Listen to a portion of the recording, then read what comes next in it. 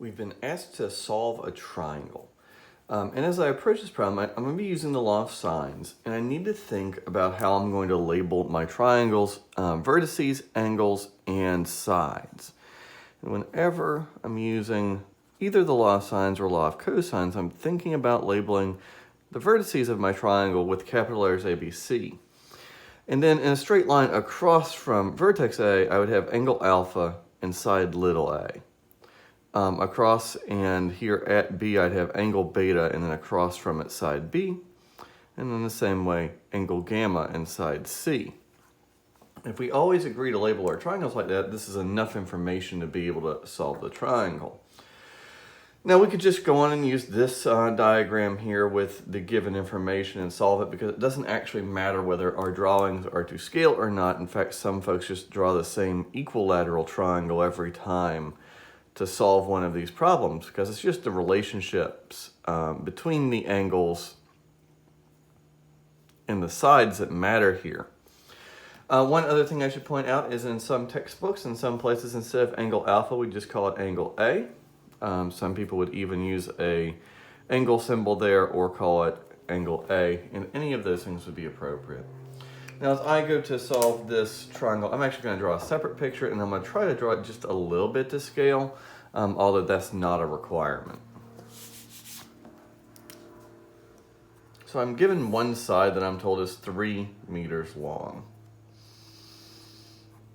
And then I know angle alpha and angle beta, those have to be the angles on either side of that side, because angle gamma, vertex C, has to be across from it.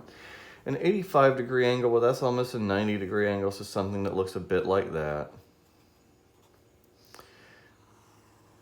And then angle beta over here, about 35 degrees, and I suppose that's good enough, though I probably should have drawn that angle first. I have vertex C and angle gamma. Of course, the easiest thing to find next is angle gamma. I have an 85-degree angle and a 35-degree angle.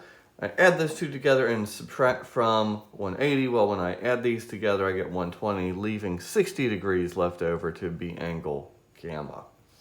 Now I can use the law of sines to find my two missing sides, side A and side B.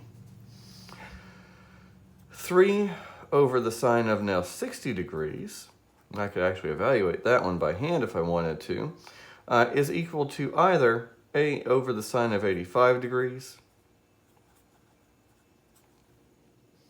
or B over the sine of 35 degrees. Well, now I turn to my trusted TI-84, set to the degree mode, and I just multiply both sides of these equations by the sine of 85 degrees and the sine of 35 degrees to find my two missing sides. So off camera here in my TI-84, I find that B is about 1.99 meters and A is about 3.45 meters. And we have solved our triangle. I've rounded to 2 decimal places here for no reason other than I felt like it, and the angle worked out to be exactly 60 degrees, so I didn't have to round that at all. Of course, if this was printed on an assignment, there would probably be rounding instructions, and we would follow those. But that's it for now.